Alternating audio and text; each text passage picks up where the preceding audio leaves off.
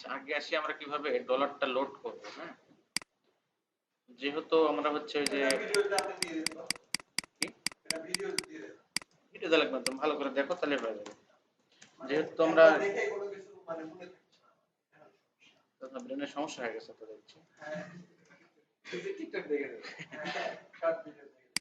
যেহেতু আমরা এই যে রিডট পেটে ডাইরেক্টলি লোড করতে পারতেছি না, তোমার হচ্ছে ইয়া দেয়া বিকাশ দেয়া, সেই জন্য আমাদের এক্সচেঞ্জের সাইট ব্যবহার করতে হবে।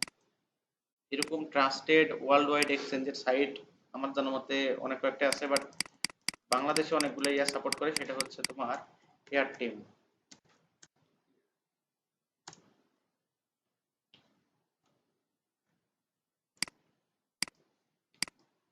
এখানে সবার একটা করে অ্যাকাউন্ট থাকা দরকার। ডিজিটাল মার্কেটিং এর যদি তুমি কাজ করো, ফেসবুক অ্যাড রান বলো বা ডিজিটাল মার্কেটিং না কেন, তুমি যে কোনো প্রোডাক্ট কিনবে বা প্লে স্টোর থেকে কোনো কিছু কিনবে, অ্যাপ কিনবে, গেমের কয়েন কিনবে, সব ক্ষেত্রেই তোমার তো কার্ড তো লাগবেই। কার্ডে ডলার লোড করার উপায় হচ্ছে বর্তমানে রিডট পে ব্যবহার করতেছি, তাছাড়া ব্যাংকের কার্ড ওটা তো ঝামেলা। রিডট পে যেহেতু আমরা বেছে নিছি, এখানে কার্ড লোড করার একমাত্র উপায় হচ্ছে কোনো মানুষকে থেকে নিতে হবে। কারণ এখানে হচ্ছে অনেক স্ক্যামার আছে, দেখা যাচ্ছে 600 1000 টাকা নিয়ে তোমাকে ব্লক মেরে দিল, কিছু করার নাই। এবং এটাই বর্তমানে খুব বেশি হয়। ফেসবুকে দেখবে যে ডলার সেল করতেছি, টাকা দিলে বিশ্বাস করে, একটু পরে দেখছো কল হচ্ছে না, ব্লক নাম্বার। এই জন্য মূলত আমরা এই এক্সচেঞ্জের সাইট গুলো ব্যবহার করবো। এখান থেকে এখানে বিকাশে লোড করে বিকাশ যে ডলারটা হবে এটা হচ্ছে রিডট পেটে নিয়ে নেবে, এই সিস্টেমে মূলত। তোমরা এখন একটা কাজ করো, যদি কারো আইডি কার্ড থেকে থাকে এই মুহূর্তে, তারা হচ্ছে এয়ারটেমে অ্যাকাউন্ট খুলে ফেলা দাও। আচ্ছা, আমি আমার অ্যাকাউন্টটা একটু লগ ইন করি।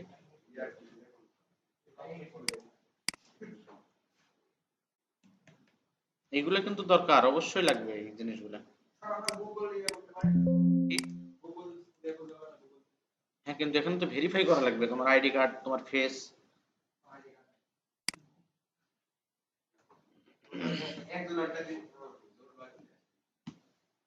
আচ্ছা, আমি দেখছি, দাঁড়াও লগ ইনটা করে নিই।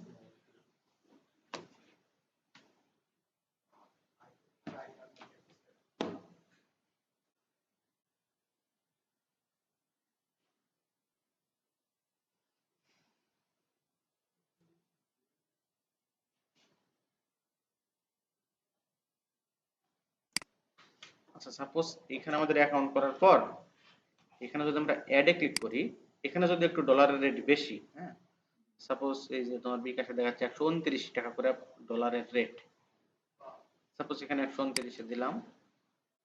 দেওয়ার পর এখানে আমি কত টাকার কত ডলার নেব, সাপোজ যদি 500 টাকা দিই, 500 টাকা হলে আমি কত ডলার পাচ্ছি?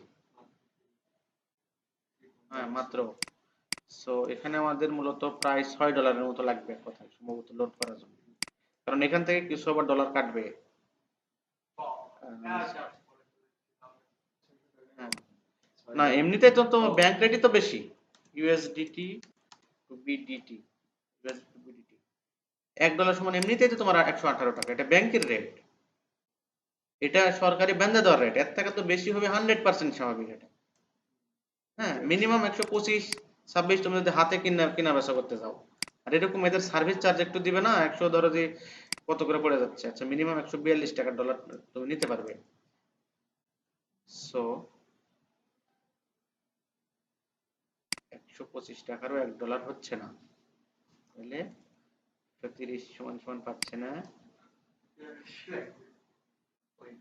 44, হ্যাঁ 43 মনে হয়। এই যে $143 হলে তুমি হচ্ছে $1 পাচ্ছ।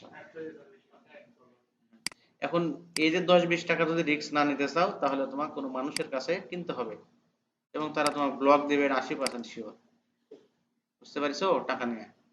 তো তুমি এই রিস্কটা নিবে না, ধরো যে ইয়া করবে। হ্যাঁ, হ্যাঁ। সো আমরা মূলত রিস্কে আপাতত যাচ্ছি না। আপাতত এখান থেকে দেখাচ্ছে 700 টাকা দিলাম, তারপর কন্টিনিউ।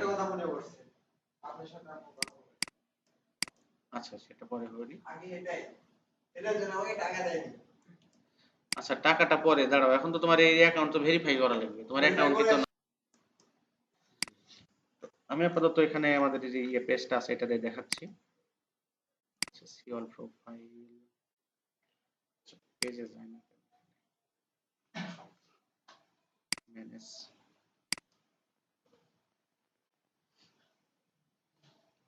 আচ্ছা, বিজনেস অ্যাকাউন্ট বা বিজনেস স্যুট কি সেটা কি আমরা জানি? What is business suite? আচ্ছা, ফেসবুকে দুই ভাবে অ্যাড দেওয়া যায়। একটা হচ্ছে ডাইরেক্টলি আমাদের অ্যাকাউন্ট থেকে অ্যাড দিতে পারি, আর একটা হচ্ছে বিজনেস ম্যানেজার থেকে দিতে পারি। বিজনেস ম্যানেজার হচ্ছে যাদের মূলত ওয়েবসাইট থাকে, ওয়েবসাইটে বিভিন্ন ধরনের কেনাকাটা করা লাগে। সাপোজ আমরা যদি ফেসবুকে আসি, যে কোনো একটা অ্যাডে যাই, এই অ্যাড তো চলবে না। আচ্ছা, অ্যাড কিভাবে বুঝতে পারো? আমরা তো জানি কথা স্পন্সর্ড লেখা আসবে, এরকম করে স্পন্সর্ড। আর একটা দুই একটা অ্যাডে যাই, এটা স্পন্সর্ড না, ওই স্পন্সর্ড অ্যাডে আসে না। এই যে এটা একটা স্পন্সর্ড অ্যাড খালিদ ফারহানের। তো এরা কিভাবে কি করতেছে, তো ওদের আমার ব্যাচেলর শেষ এরা করব, কিন্তু একটা আমি কোনো ভিডিও একটা প্রমোট করেছে এমএনসিতে মূলত, অথবা কোনো একটা আর ব্যাংকে চাকরি ভিডিওর করার চেষ্টা উপরে করব। তখন একটা টাইটেল এমএনসিতে দিছে এবং এখানে ইন্টারভিউ বা টাইটেলে আবার পজিশন কিন্তু অনেক তাদের ওয়েবসাইটের মূলত লিঙ্কটা দিয়ে দিছে। এই ওয়েবের লিঙ্ক এখানে ক্লিক করলে কিন্তু তাদের ওয়েবসাইটে কিন্তু চলে যাচ্ছে ডাইরেক্টলি। আবার এখানে যদি ক্লিক করি, সেম ভাবে তাদের ওই একই ওয়েবসাইটে কিন্তু প্রায় চলে যাচ্ছে। সবটাতে লিংক শো করা আছে। হ্যাঁ, সবটাতে লিঙ্ক শো করা আছে। তার মানে এই এই যে অ্যাড চালাচ্ছে, এটার অ্যাড চালানোর পিছনে এর কারণটা কি? মূলত ডাইরেক্টলি ওয়েবসাইটকে পাঠানো মানুষকে। ভিডিও ভিউ হচ্ছে, প্লাস ওয়েবসাইটে তো মানুষ পাঠা দিচ্ছে। এখন এর ওয়েবসাইটে গেলে কি হবে? দেখা যাচ্ছে আর কোনো কোর্স আছে, ওই কোর্স যদি আমার ভালো লাগে সেক্ষেত্রে আমি আর কোনো কোর্সটা কিনবো। এই যে এই যে 12,500 এই কোর্সটা। সাপোজ আরেকটা যদি দেখাই, এই পেজটা দেখাই।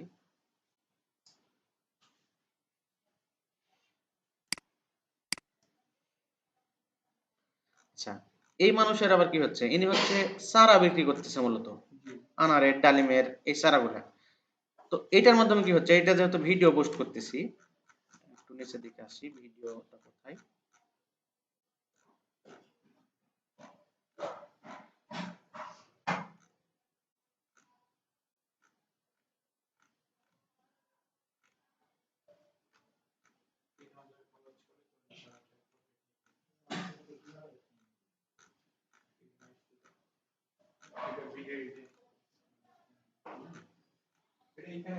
এই যে সাপোজ এই পোস্টটা, এই ভিডিওটা মূলত প্রমোট হচ্ছে। এখানে ভিডিওর উপরে কিন্তু আমরা দিয়ে দিছি যে আপনার যদি চারা লাগে, এখানে অনেকগুলা চারার জাত আছে, এই নাম্বারে কল করেন, তাহলে আপনার হচ্ছে চারা দিতে পারবো। এবং এদের ওয়েবসাইটও আছে। এই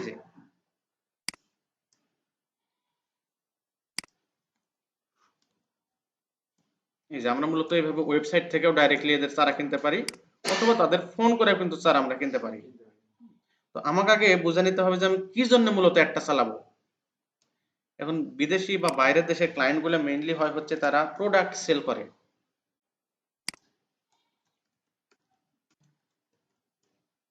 ফেসবুক অ্যাড আমি যদি ফাইবার এসে সার্চ দিই, এই যে সব মানুষ কিন্তু জাস্ট খালি অ্যাড গুলো রান করে দেবে। এবং অ্যাড রানের পিছনে তো কোনো কাহিনী আছে। একটা মানুষ তো হুদায় হুদায় অ্যাড রান করবেন, টাকা খরচ করবেন না। সে কোনো প্রোডাক্ট বিক্রি করবে, না হলে দেখা যাচ্ছে অ্যাওয়ারনেট অ্যাড চালাবে। এখন অ্যাওয়ারনেট অ্যাড গুলো কিরকম, দেখা যাচ্ছে তোমার এই যে নগদ, বিকাশ, এদের কিন্তু তুমি টেলিভিশন খুলে কিন্তু অ্যাড দেখবে, মোবাইল খুলেও কিন্তু অ্যাড দেখতে হবে একটু পরে। কিন্তু এরা যদি 6 মাস অ্যাড না চালায়, এরা কি ইয়ে হবে না? মানুষ ব্যবহার করবে না? কিন্তু তারপরেও এরা অ্যাড চালায় কেন? দেখা যাচ্ছে দেশের 90% লোকজনই কিন্তু বিকাশ নগদ চিনে এখন মোটামুটি, প্রায় সবাই ব্যবহার করে, কিন্তু তারপরেও এরা অ্যাড চালায় কেন? এরা মূলত অ্যাড চালায় যে আমরা নগদ বা আমি বিকাশ এখনো ভাই বেঁচে আছি, মানে সোজা বাংলা ভাষায় অ্যাওয়ারনেস করতেছি আপনার। হ্যাঁ, সবসময় এনা করে মনে রাখা লাগবে যে আমরা এখনো মার্কেটে টিকে আছি, এখনো মরে যায়নি মূলত। এই জন্য মূলত ওরা জাস্ট একটা চালায়। এরা মূলত যে আমার বেশি ইউজার দরকার এই সেই, এর জন্য মূলত ওরা একটা চালায় না, এর জন্য খুব কম অ্যাড চালায়। আচ্ছা, এই ধরনের কাজ মার্কেটে কিন্তু আমরা খুব বেশি পাবো। ফেসবুক অ্যাড রান, হ্যাঁ, ইনস্টাগ্রাম অ্যাড রান, ইউটিউবের অ্যাড রান। এই যে সাপোজ প্রথমে একটু দিই, এই যে দেখো রেস্টুরেন্টের অ্যাডটা দিয়ে দিছে, এই যে রেস্টুরেন্টের। আচ্ছা, আমি ফেসবুকে আসি, সবার তো একটা করে পেজ আছে আমি দেখলাম, যাই হোক। এই পোস্টে আসার পর আমরা কি করব, বুস্ট পোস্ট যে লেখা নাই, এই পোস্টটা যেন অবশ্যই একদম সুন্দর হয়, মূলত একদম যেন ভালো হয়। এখন এখানে এসে আমরা যদি ডান দিকে আসি, ক্রিয়েট অ্যাড নামের একটা অপশন আমরা দেখতে পাবো, ক্রিয়েট অ্যাড। এখন ক্রিয়েট অ্যাডে আসার পর এখানে অনেকগুলো কিন্তু অপশন আছে, কারণ ফেসবুক অ্যাড নিয়ে জাস্ট তোমাকে 6 মাসের একটা কোর্সও আছে। অনেক অনেক কোম্পানি আছে যারা ফেসবুক অ্যাডের মাধ্যমে জাস্ট তোমাকে কোর্স করাবে। এখন আমাকে যখন ফেসবুক অ্যাড ক্রিয়েট করব, তখন আমাকে প্রথমে বলবে যে গোলটা কি, আপনার লক্ষ্য কি, অ্যাড দিয়ে চালাবেন কি কারণে। ফেসবুক এটা তোমাকে জিজ্ঞেস করবে, কারণ ও যদি ভালো করে না জানে তোমাকে কিন্তু রেজাল্ট ভালো করে দিতে পারবে না, টাকায় খালি খরচ করবে। সো এখানে কিন্তু দেওয়া আছে অটোমেটিক। আমরা অটোমেটিক কখনোই দেব না, কারণ দেখা যাচ্ছে তুমি একটা রেডিমেড জামা পরেছো, তোমার ফিট হচ্ছে, আমার ফিট নাও হতে পারে। হ্যাঁ, তো এই জন্য আমরা সবকিছু ম্যানুয়াল ভাবে করার ট্রাই করবো। এখানে চেঞ্জ করে দেব। চেঞ্জ করলে আমরা দেখতেছি আমাদের যে গোল, এখানে অনেক কয়েকটা গোল বা উদ্দেশ্য দেওয়া আছে ফেসবুক অ্যাড এর পিছনে, মানে কিভাবে আমি অ্যাডটা চালাবো, কিভাবে কি জন্য। একটা আছে কি, গ্রো কাস্টম বেসড, তারপরে গেট মোর মেসেজ। দেখা যাচ্ছে তোমার খুব মেসেজ দরকার, হ্যাঁ, সেই ক্ষেত্রে তুমি মেসেজিংটা দিতে পারো। আবার তোমার যদি পেজ ফলোয়ার লাগে, তাতে আমি শুধুমাত্র আমার পেজের ফলোয়ারের লাইক কমেন্টের জন্য আমি একটা চালাবো, সেক্ষেত্রে তুমি পেজ ফলোয়ার দিতে পারো।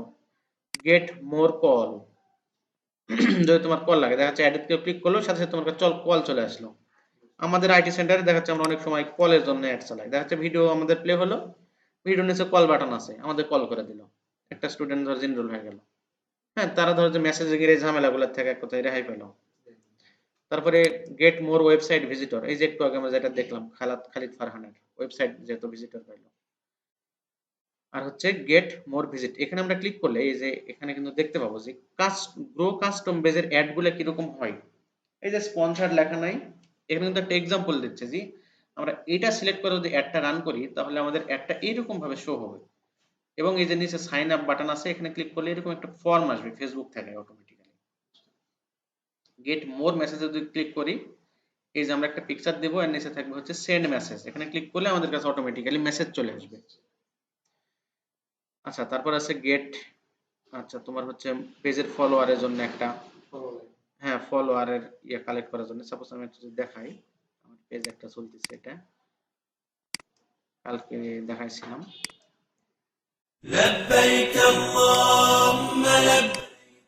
সাপোজ এই ভিডিওটা দিয়ে আমার হচ্ছে অ্যাড রান করা আছে একটা। এখন এর নিচে কি লেখা আছে যে ইনশাআল্লাহ মক্কা যাব একদিন, লাইক দিয়ে সাথে থাকুন। এখন যে কোনো মানুষ দেখলে একটা করে লাইক দিবে, এটা তো 100% শিওর, নাহলে দেখা যাচ্ছে এক দু একজন মানুষ মিস্টেক গেল, কিন্তু এর মাধ্যমে তোমার হচ্ছে পেজের লাইক আসবে 100% শিওর। এরকম ভাবে মূলত আমরা পেজের লাইক এর জন্য মূলত আমরা অ্যাড চালাতে পারি।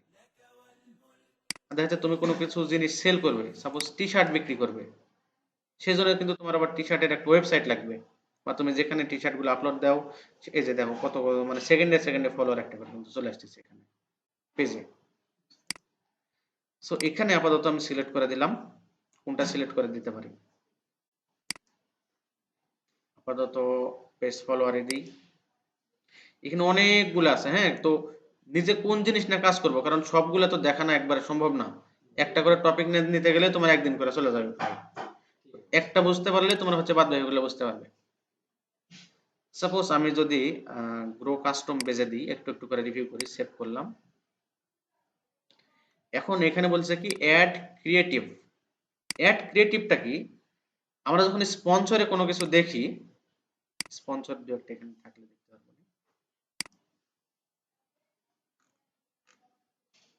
আচ্ছা, এই যে একটা মেন আসতেছে, বা এখানে তুমি পিকচার দিবে না ভিডিও দিবে, এই জিনিসটাকে মূলত তোমার বলা হচ্ছে অ্যাড ক্রিয়েটিভ। মানে তুমি কোন জিনিস দাও, অনেকে দেখা যাচ্ছে তুমি জাস্ট এমনি টেক্সট দাও কিন্তু এই যে দিতে পারে, কিন্তু এখন কিন্তু যুগ চেঞ্জ হয়ে গেছে, এখন মানুষ ভিডিওর প্রতি আকর্ষণ বেড়ে গেছে। তো ভিডিওটা দিলে তোমার হচ্ছে অ্যাড এর রেজাল্টটা খুব ভালো পাওয়া যায়। তো এখানে যে অ্যাড ক্রিয়েটিভ, এই জিনিসটা আমার হচ্ছে পেজে যদি কোনো পোস্ট অলরেডি করা থাকে, দেখা যাচ্ছে আমি একটা পেজে পোস্ট করা আছে, সেই পোস্ট থেকে মূলত অ্যাডটা দিব, তাহলে আমি এখান থেকে ইউজ পোস্ট দিয়ে এখান থেকে আমার অ্যাডের পোস্ট যেগুলো করা আছে সেগুলো আমরা কোনো বুস্ট করতে পারি। আর যদি না চাই, দেখা যাচ্ছে না আমি একটা নির্দিষ্ট ভাবে আমি একটা অ্যাড দেব, যে পোস্ট টোস্ট বাদ, তাহলে এখান থেকে আমরা মিডিয়া সিলেক্ট করতে পারি যে আমার পেজে কোন কোন পিকচার ছাড়া আছে, সেই পিকচারের মাধ্যমে আমি একটা করে নেব, অথবা ভিডিও নেব একটা, অথবা আমি ভিডিও একটা আপলোড করব। সাপোজ আপলোড নিয়ে গেলাম, আর এখানে তো ভিডিও নাই,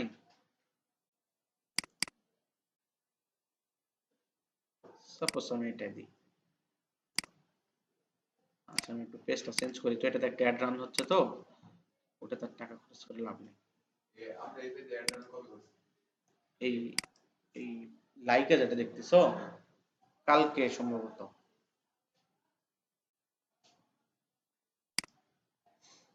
আচ্ছা ওটা ডলার বলতে টাকা দিয়ে অ্যাড দেওয়া মূলত, মানে কারেন্সি বিডিটি দিছি আমরা। ওটা যদি একটু দেখি, দাঁড়াও, এই যে অ্যাড সেন্টার, এগুলো কি আসে না আসে ঠিক নাই ফেসবুকে। এই যে এটা যদি আমি একটু রেজাল্টে দেখি, এখন পর্যন্ত আমার এখানে খরচ হয়েছে, মানে বাজেট দেওয়া আছে প্রতিদিন 120 টাকা যেন খরচ হয়। হ্যাঁ এখন পর্যন্ত আরো সমর করি। আচ্ছা এখন পর্যন্ত টোটাল অনেক মানুষের কাছে একটা জাস্ট পৌঁছেছে, অনেকে দেখেন, দেখাচ্ছে, অনেকে স্ক্রল করেন এরকম। তো এখন পর্যন্ত 84টা লাইক বা ফলোয়ার আসছে, এবং প্রত্যেকটা লাইক ফলোয়ার জন্য 33 পয়সা করে খরচ হচ্ছে এখন পর্যন্ত আপাতত। আচ্ছা এটা আরো সিমোর করি, এবং তোমার এখানে দেখাচ্ছে অ্যাক্টিভিটিস, লাইক ফলোয়ারের প্রতি কিরকম মানুষের হচ্ছে ঝোঁক, বা পিপুল কোন বয়সের মানুষে বেশি লাইক ফলোয়ার করেছে, প্লেসমেন্ট এটা কোথায় কোথায় দেখাইছে, তারপরে কোন কোন লোকেশন থেকে আমরা বেশি লাইক ফলোয়ার পাইছি, যেমন ঢাকা থেকে, চিটাগাং থেকে পাইছি, সিলেট ডিভিশন থেকে পাইছি, খুলনা থেকে পাইছি, রাজশাহী, রংপুর। হ্যাঁ এখান থেকে মূলত আমরা দেখতে পারবো। আর এখন পর্যন্ত আমার 27 টাকা খরচ হয়েছে এই তোমার 84টা ফলোয়ার। হ্যাঁ এটা অটোমেটিক্যালি টাকা কেটে নেবে, টাকা কাটালে মানুষের কাছে পৌঁছা দিবে। এটা যেহেতু অর্গানিক ফলোয়ার, আমরা এই যে কয়েকদিন আগে দেখলাম না তোমার হচ্ছে SMM, মানে হচ্ছে তোমার সোশ্যাল মিডিয়ার যে ফলোয়ার কিনা, এই ফলোয়ার আর এই ফলোয়ার কিন্তু টোটালি আলাদা। হ্যাঁ এইটা কিন্তু অরিজিনাল ফলোয়ার, আর এগুলো কিন্তু বোট ফলোয়ার। এখানে কি আমরা কি দেখলাম যে 50 টাকা দিলে তোমার 2000 লাইক ফলোয়ার দিচ্ছে। হ্যাঁ আর এটা মূলত আমরা টাকা দিয়ে মূলত অর্গানিক ভাবে নিচ্ছি, একবারে খাঁটি ভাবে, এতে কোনো এটার কোনো ভেজাল নাই। কারণ আমি যদি এখন কোনো ভিডিও টিডিও কিছু ছাড়ি, আমার পেজের যত ফলোয়ার সবার কাছে কিন্তু চলে যাবে। বাট তুমি যদি যে বোট SMM ফলোয়ার দিয়ে যদি নাও, তাহলে খুব কম সম্ভাবনা মানুষের কাছে পৌঁছে যাওয়ার এক কথায়।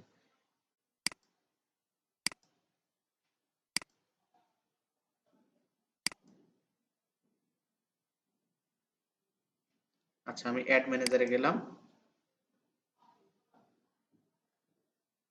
যাওয়ার পর অ্যাডভার্টাইজ, তুমি যেভাবেই দাও না কেন তোমাকে ওই একই ইন্টারফেসে নিয়ে চলে আসবে। আচ্ছা একটু আগে আমরা একটা ইন্টারফেস দেখলাম না, এখন এই ইন্টারফেস যদি দেখি, এই যে সেম জায়গাতে কিন্তু আমাকে নিয়ে চলে এসেছে। এই যে প্রথমত আমার হচ্ছে গোলটা সিলেক্ট করতে হবে, আমি গোলটা আবার চেঞ্জ করে দিই। এখন এই জায়গাতে কি দেখাচ্ছে, কাস্টম বেস, গেস্ট মোর, মেসেজ, কল, তারপর প্রমোট ইওর বিজনেস লোকালি। এটা কি, এটা মূলত আমার যে কোন জায়গাতে আমার দোকান সেটাও কিন্তু আমি আলাদাভাবে প্রমোট করতে পারি। আবার গেট, হ্যাঁ আবার মোর ভিজিটর, এটা তো একটু আগে দেখলাম ওয়েবসাইটের ভিজিটর। তো এখান থেকে আমরা ভিডিও ভিউটা দেখি কোনটাতে আছে, কাস্টম বেস, এটা হচ্ছে সেলস, এগুলো সবই কিন্তু সেলস। এই যে এটা হচ্ছে ট্রাফিক, এটা দিয়ে দেখি কি হয়, সেভ দিই। আচ্ছা এখান থেকে আমি হচ্ছে ইউজ এ পোস্ট, যে কোনো আমি একটা পোস্ট এখান থেকে সিলেক্ট করতে পারবো, অথবা যদি পোস্ট সিলেক্ট না করি সেই ক্ষেত্রে আমি আলাদা ভিডিও দিয়ে কিন্তু এখানে বিজ্ঞাপন রান করতে পারবো। এখানে হচ্ছে ভিজিট পেজ, এটাতে খালি একটা অপশনই আছে। আচ্ছা এই পাশে আমরা একটা জিনিস দেখতে পাচ্ছি না, এই যে এতটুকু এরিয়া, মানে অ্যাড অ্যাড যদি দিই, অ্যাড দেওয়ার পরে আমার হচ্ছে দেখতে কিরকম হবে, মানুষ কিভাবে মোবাইলে বা ল্যাপটপে এটা দেখতে হবে। এই যে প্রিভিউ, অ্যাড প্রিভিউ কিন্তু এইখানে দেখাচ্ছে মূলত। আমি যদি এখানে চেঞ্জ করি, সাপোজ এখন কি আছে, এখন দেখো যে ভিজিট পেজ নামের একটা অপশন আছে, এখান থেকে আমি যদি চেঞ্জ করে গেট মোর কলে যদি দিই,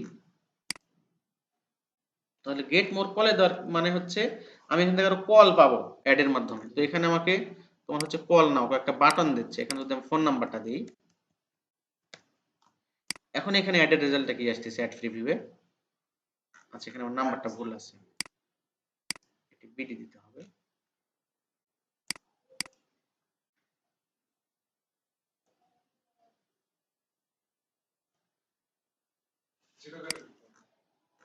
হুম হুম হুম।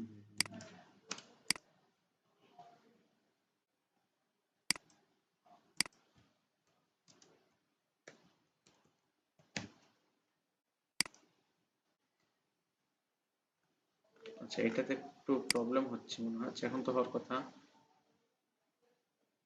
আচ্ছা, এই এক্সাম্পল হচ্ছে না, ক্লিক করি। এই যে আমার অ্যাডটা যদি দিই, তারপর এখানে কি হবে, কিরকম দেখাবে, এই যে এই টেক্সটটা দিছি, এই যে এখান থেকে আমরা চেঞ্জ করতে পারি।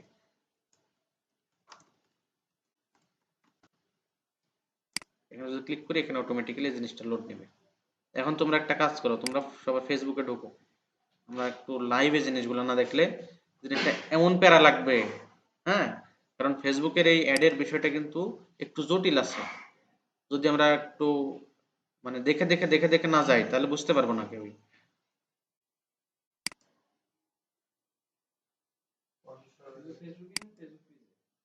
একটা তোমার হচ্ছে ল্যাপটপ বা ডেস্কটপ থেকে ঢুকলে খুব ভালো হতো, কারণ এটা অ্যাডের বিষয় তো অনেক টার্গেটিং এর বিষয়। এখানে হচ্ছে ফোন থেকে খুব একটা ভালো আমরা রেজাল্ট পাই না। যদি সম্ভব হয়, সবাই ল্যাপটপ বা ডেস্কটপ থেকে ঢোকার ট্রাই করো।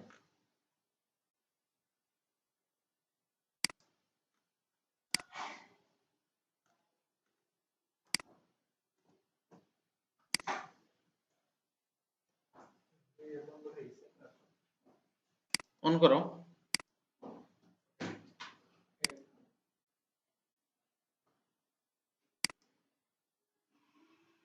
ওরে বাপরে। আচ্ছা,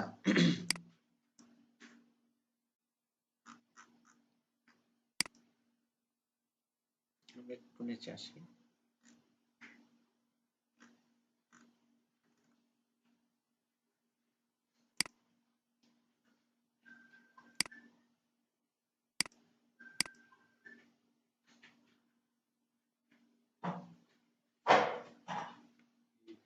নেটের খুব সমস্যা হচ্ছে, লোড নিচ্ছে না।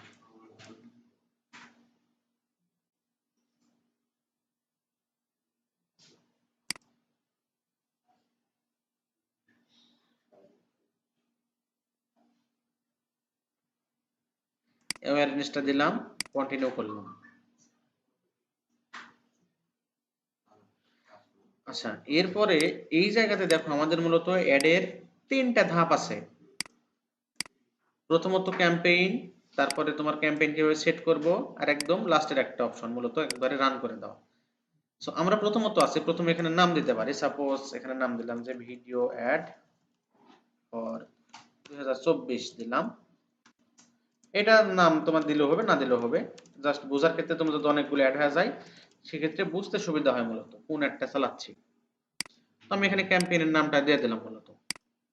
এরপরে এখানে দেখি special ad category. Special ad ক্যাটাগরিটা কি? দেখা যাচ্ছে তুমি কোনো নেতা খেতার জন্য অ্যাড চালাবে, কোনো ভোট চাচ্ছ, সেই ক্ষেত্রে ফেসবুক এই টাইপের অ্যাডগুলো খুব সুন্দরভাবে যাচাই বাছাই করে।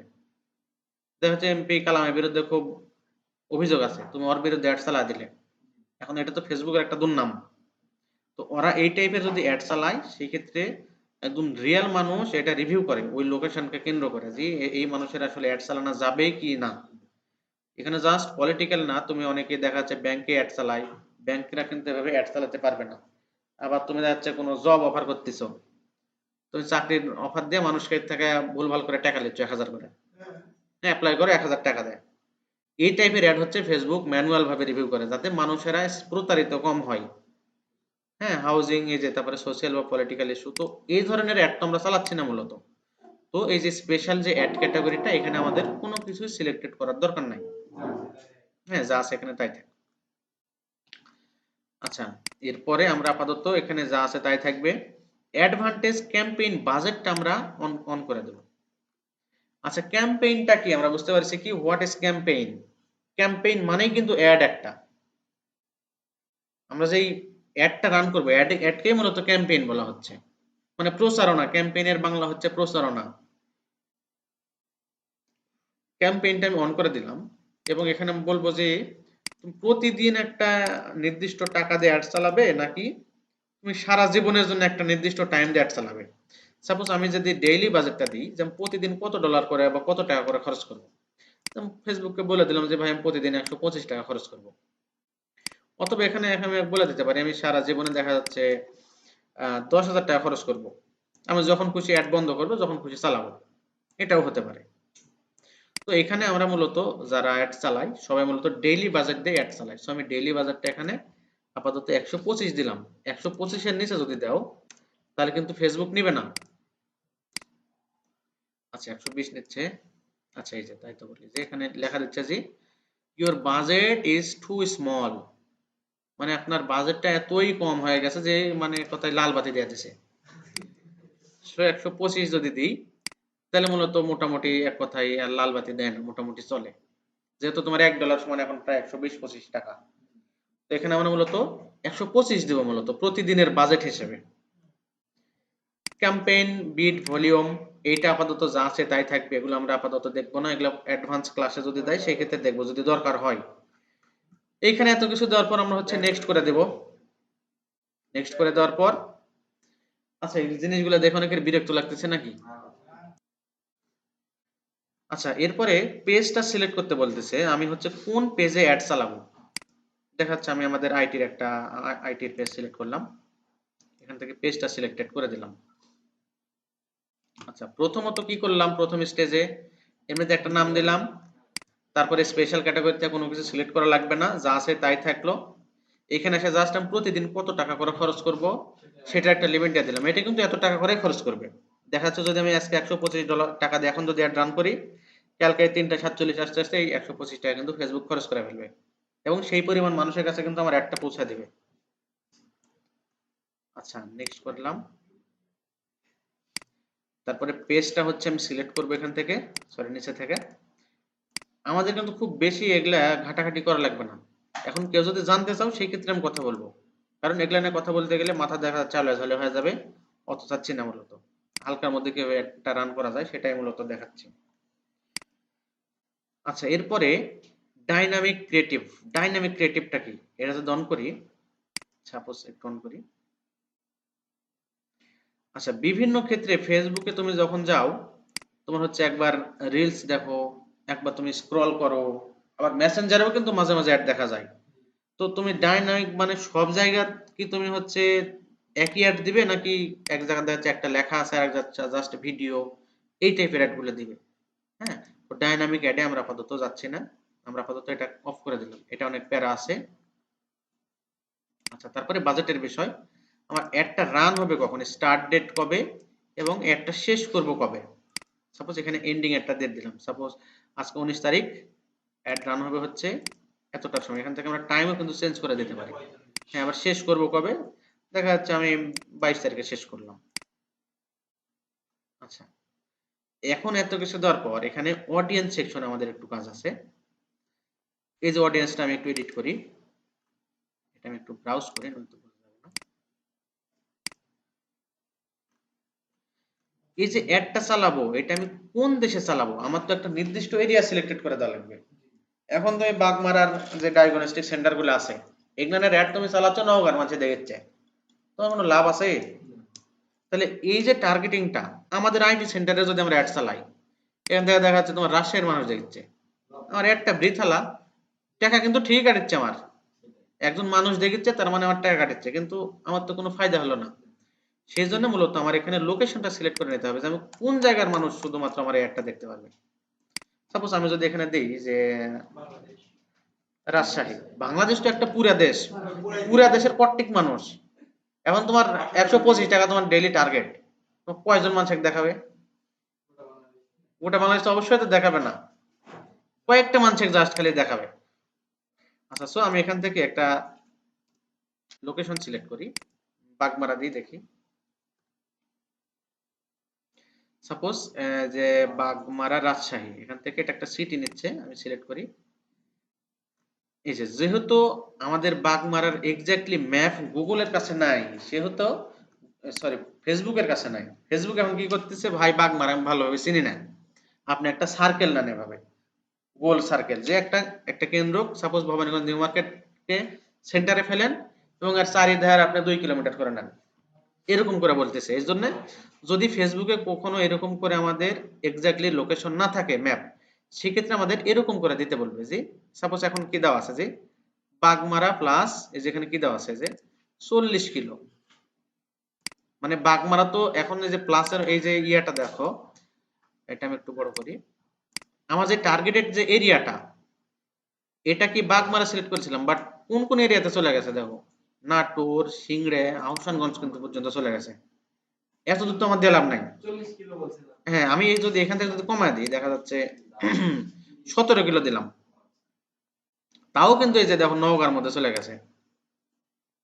কারণ ওইদিকে যদি যাই, তার মধ্যে এখানে একটা বিষয় কি, বাগমারা কিন্তু আমার অনেক ঢেরেজ পড়ে গেছে, এই যে এখানে কিন্তু বাগমারা। তো ফেসবুক এভাবে কিন্তু ডিটেক্ট করতে পারে না। তো আমরা এখান থেকে কি করব মূলত, এই যে ড্রপ পিন লেখা নাই, ড্রপ পিন দিয়ে আমরা মূলত এভাবে একটু জুম করে এই যে বাগমারার বুকে একটা ভাবে মেরে দেবো।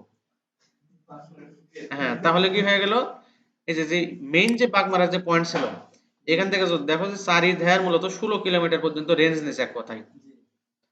ওই যে তোমার পাব যেতিয়া দেখো না ইয়ে আসে, হ্যাঁ জোন আসে, এই যে জোনটা আমাদের মূলত সিলেক্ট করে দিতে হবে। এখন কি হবে, এই যে বাগমারার এতটুকু এরিয়া সিলেক্ট করলাম, এখন ফেসবুকের তো অনেক মানে লক্ষ লক্ষ জি বলবো। আচ্ছা, ডিটেলস টার্গেটিংটা এখন অন করলাম, সাজেস্ট করি দেখি এখন আমি কোন ধরনের মূলত, আচ্ছা আমি কোন ধরনের মানুষ এখান থেকে চাচ্ছি। এখানে যারা ইবুক পড়ে বা যারা মূলত রেগুলার শপিং করে ফেসবুক থেকে সেই টাইপের মানুষজন চাচ্ছি, না তোমার যারা এই যে হুডি কিনে বা ফার্মিং বা ট্রি এগুলা যদি আমার আগে করা ছিল, যেন এখানে আসতেছে। আমি এখানে লিখি যে ফ্রিল্যান্সিং ইন্টারেস্ট কতজন মানুষ আছে, যদি ফ্রিল্যান্সিংটা দিই এখানে কিন্তু চেঞ্জ হয়ে গেল। এই যে ফ্রিল্যান্সিং একটা কিন্তু ক্যারিয়ার টাইপের জিনিস, এটা তোমার ইন্টারেস্টেড আছে কত মানুষ, এই যে টোটাল বাংলাদেশে কিন্তু এত মানুষ ইন্টারেস্টেড আছে এই বিষয়ে। এখানে আমরা আরো ইয়ে করতে পারি, মানে ধরো যে যারা দারাজের থেকে শপিং করে তারা তো অ্যাটলিস্ট জানে অনলাইনটা কি জিনিস, তাই কি না? সো আমি দারাজ যদি এখানে সিলেক্ট করে দিই, এই যে দারাজ সিলেক্ট করে দিলাম, তারপরে আরো আরো কি কি সিলেক্ট করা যাইতে পারে, নিউ অডিয়েন্সে যদি আমি ক্লিক করি, আচ্ছা switch to original audience launch, আচ্ছা এখানে আমরা একটু দেখি তো, না, না, না।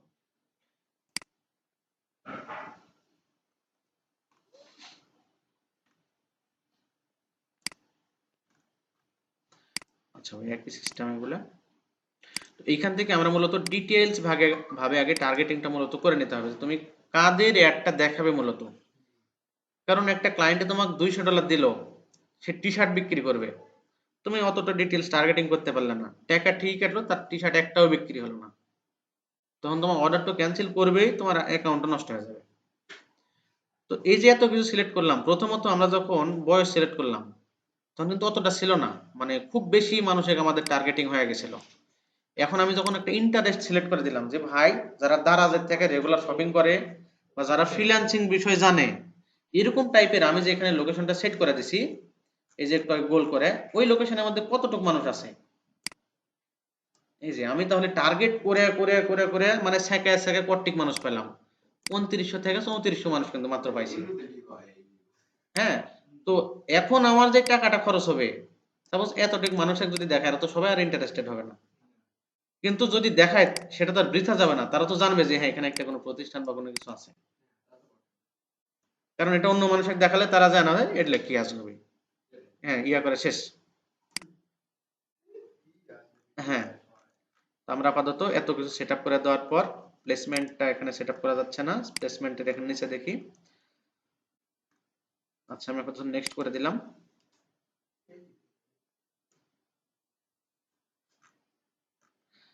আচ্ছা, এরপর হচ্ছে এখানে আমি কি দেব মূলত অ্যাড সেটের জায়গা, আমি হচ্ছে কোনো পোস্ট দিব নাকি কোনো মকআপ দিব।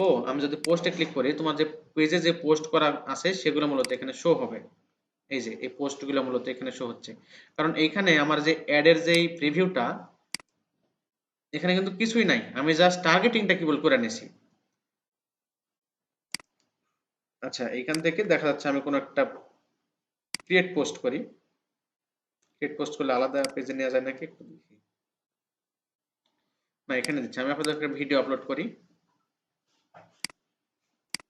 সাপোজ আমি এটা দিলাম, একটু আপলোড হোক। আচ্ছা নেক্সট, আমি আপাতত কিছু লিখলাম না, এত সময় নেই, নেক্সট করে দিই।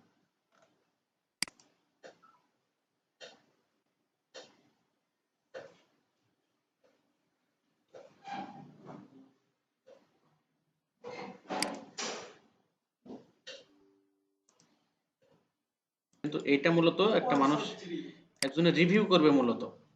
এখন মানুষের রিভিউ করে না, এটা অটোমেটিক্যালি সিস্টেমে রিভিউ করে। দেখা যাচ্ছে এখানে তুমি কোনো অ্যাডাল্ট জিনিসপত্র দিয়ে তুলে বা কাউকে খুন করার হুমকি দিলে সেই জিনিসপত্র, এগুলো অনেকেই দেয় কিন্তু। বা তোমার হচ্ছে তোমার কোনো অ্যাডাল্ট প্রোডাক্ট দিলে, এরকম অনেক দেয় যে এক ফাইলই যথেষ্ট, এগুলো অ্যাডও দেয় কিন্তু। হ্যাঁ, এগুলো এখন যাতে না দিতে পারে এই জন্য মানুষগুলো রিভিউ করে। হ্যাঁ, ওদের অটোমেটিক সিস্টেম আছে, ওই সিস্টেম যদি একবার ফেল করে, 15 মিনিটের মধ্যে সিস্টেমে ফেল করলে মানুষের রিভিউ করবে ডাইরেক্ট। কারণ এদের দিনে লক্ষ লক্ষ কোটি কোটি ডলারের অ্যাড আসে। এটা একটু সময় নেবে মূলত, কেবল 24% হয়েছে। যাই হোক, বিষয় সেটা না, বিষয় হচ্ছে এটা তোমাদের লাইভ দেখানো লাগতো, মানে করে করে আমাকে দেখাইলা লাগতো। হ্যাঁ, যেহেতু তোমাদের কার্ডও নাই, আমি কি করবো এখন তাই বলো। 7 দিন আগে এই কাজটা বলেছি, আরো যদি 2 দিন তোমার সময় চাও, সেটা তুমি নিজেই বলো, আমার কিছু বলার নাই। আচ্ছা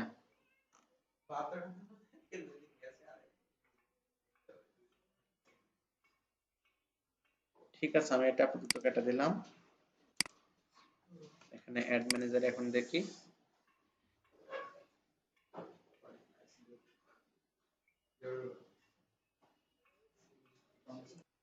ওই পিকচারটা কোথায় গেল, ওই ছেলেটা। আচ্ছা, ওকে করলাম।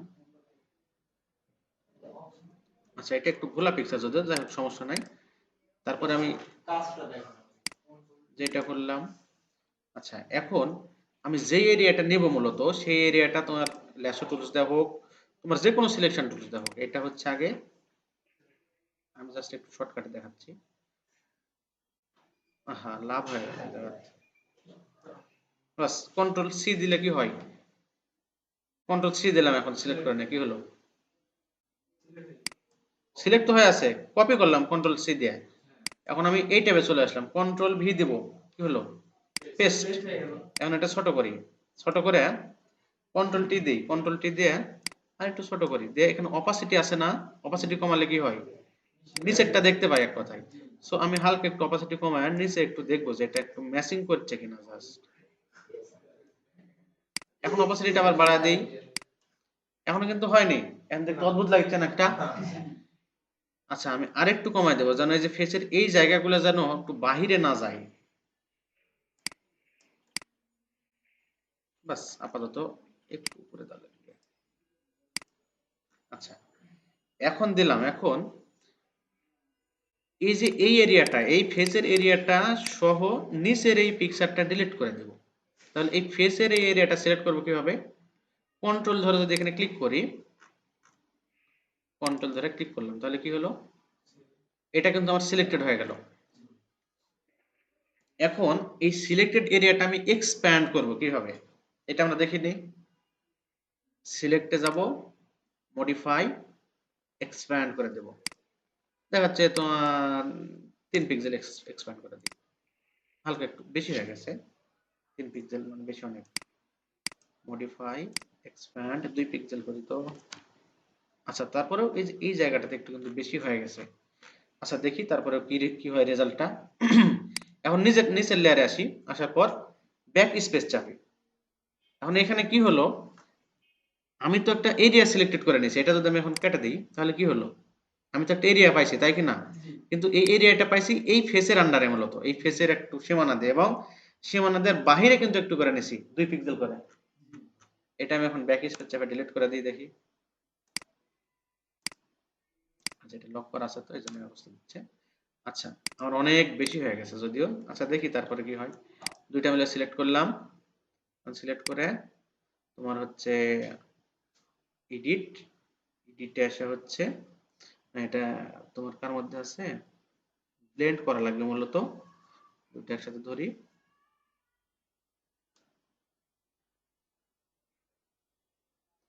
এটা তো ব্লেন্ডের মধ্যে থাকার কথা। আচ্ছা তোমরা একটু দেখো তো তোমাদের গুলাতে এই ব্লেন্ড আছে নাকি এখানে। আমার এই ভার্সনটা নতুন ইনস্টল করে তো ঝামেলায় পড়েছি আমি।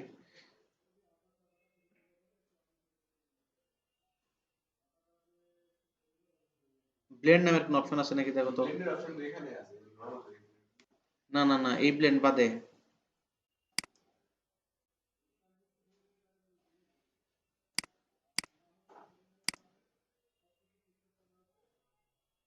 এই যে পাইছি পাইছি, সরি, এটা এডিটের মধ্যে নিয়ে চলে গেছে মনে হয়।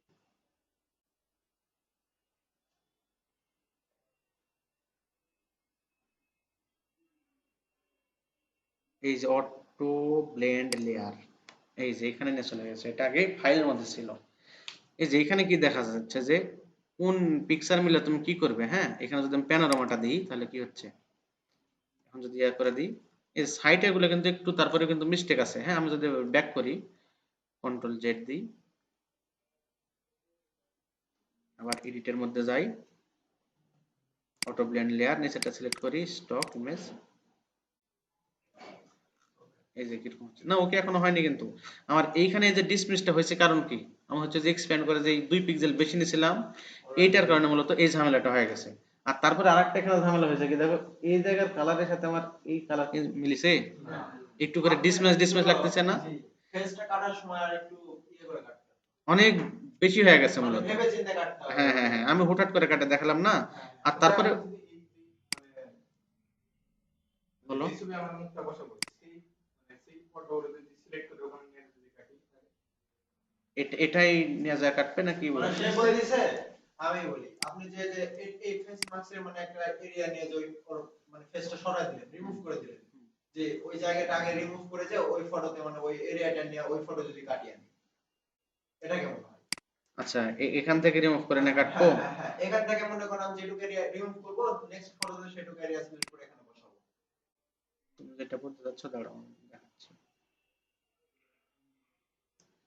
হ্যাঁ আচ্ছা দাঁড়াও, ব্যাক আনলক করে নিই, ব্যাক করে দিলাম, কন্ট্রোল টি, এটা হচ্ছে,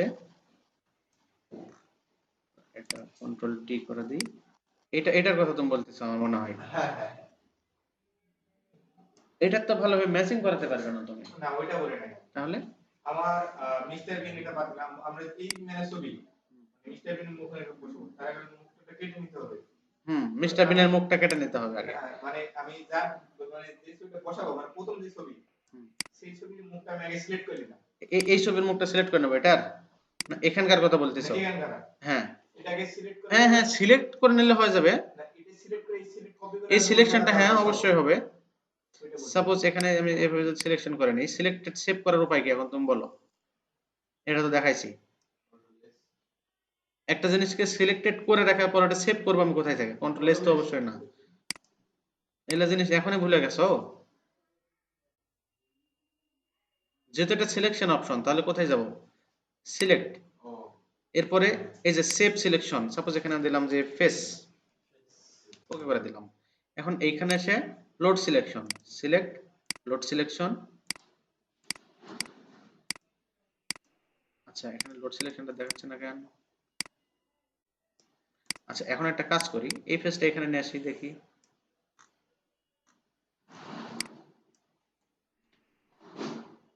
নতুন ভার্সনে খুব মুশকিল। আচ্ছা এই পাশে কি দেখাচ্ছে, পার্কার ট্যাবে সিলেক্ট লোড সিলেকশন, এই পাশে তো ঠিকই দেখাচ্ছে, এই পাশে তো দেখানোর কথা লোড সিলেকশন, যাই হোক এখানে দেখাচ্ছে না সামহাউ। এখানে সিলেকশনটা সেভ থাকার কথা, হ্যাঁ সেভ থাকলে মূলত এই প্যারার হতো না, সেভ থাকলে এখানে ডাইরেক্টলি আমরা নিয়ে ওর সাথে মূলত অ্যাডজাস্ট করতে করে কাটিং করতে পারতাম। যেহেতু ওটা পারতেছি না সেজন্য মূলত আমি এভাবে এখান থেকে সিলেক্টেড করে নিলাম।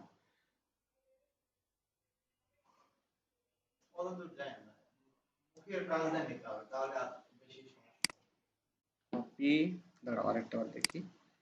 এখানে আমাদের প্রথমে যে কাজটা করা লাগতো সেটা হচ্ছে এইটার সাথে নিচের এই কালারটার হচ্ছে ম্যাচিং করা লাগতো। এটা সিলেক্ট করলাম, ইমেজে আসি, অ্যাডজাস্টমেন্ট, এখান থেকে এসে ম্যাচ কালারে আসার পর এখানে কি করব, সোর্স, আমি কোন কালারের সাথে কোনটা সোর্স করে সেটিং করব। সেখানে আমার কিন্তু মাত্র দুইটা ট্যাবই আছে, একটা এটার ফেস আর একটা এটার অরিজিনাল ফেস ছিল। সো সোর্স আমি হচ্ছে এটা দিলাম, আর লেয়ারে হচ্ছে 0টা দিলাম। আচ্ছা, এটা একটু উল্টা পাল্টা হয়েছে, এটার সাথে এটা দিলাম, না না না না না, এটা একটু ঝামেলা হয়েছে। ইমেজ অ্যাডজাস্টমেন্ট, ম্যাচ কালার,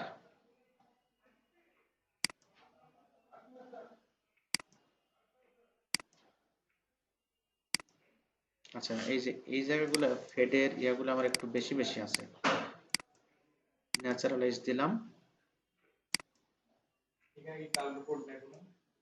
না, এখানে তো কালারের কোড থাকা লাগে না, এটার সাথে অটোমেটিক্যালি এটা হচ্ছে ম্যাচিং হয়ে যায়। তুমি যদি একটু ট্রাই করে দিতে পারো, তোমার অটোমেটিকই হয়ে গেছে, এরকম কিছু আসতেছে না। না, এখানে কালার কোড তুমি কেমনে পাবে? আঙ্গুলের কথা বলেছ, এই জায়গা তুমি এক্স্যাক্টলি কোনো কালার পাবে এটার সাথে এই পিক্সেলের কালারের মিল আছে? তাহলে এই যে টোটাল ফটো, এখানে কি একটা কালার আছে? তাহলে তুমি কয়টা কালার কোড দিয়ে এখানে ম্যাচিং করবে? এত পিক্সেল টিক্সেল এতদিন পড়ে তুমি কি বুঝলে এখানে?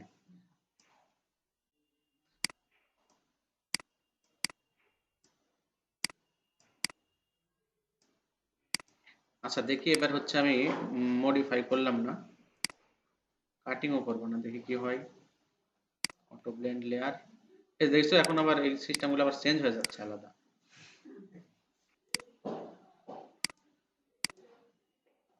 এই চোখের কি অবস্থা আছে এখন, কালার কিন্তু একটু করে ম্যাচিং খায়নি এই সাইড গুলো যদি আমরা একটু করে দেখি, কিন্তু চোখের অবস্থা কিন্তু অন্য অন্য লেভেলের হয়ে গেছে। হ্যাঁ, এটার কারণটা কি? এটার কারণ হচ্ছে নিচে এটা আগে ডিলিট করা লাগতো। সাপোজ এটা সিলেক্ট করে নিলাম, নিচের এটা ডিলিট করে দিত, এখন এখন দেখি তো এই দুইটা মিলে edit, auto blend layer, stack image,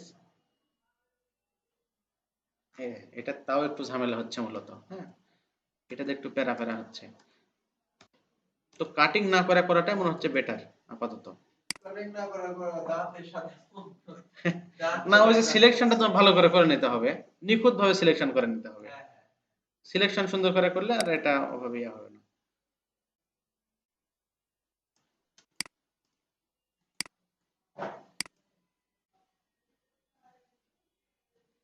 যাই হোক, এগুলো অনৈতিক কাজ কাম, এগুলা দিয়ে আপাতত মানুষ বর্তমানে পাসপোর্টের ইয়েটা চেঞ্জ করছে।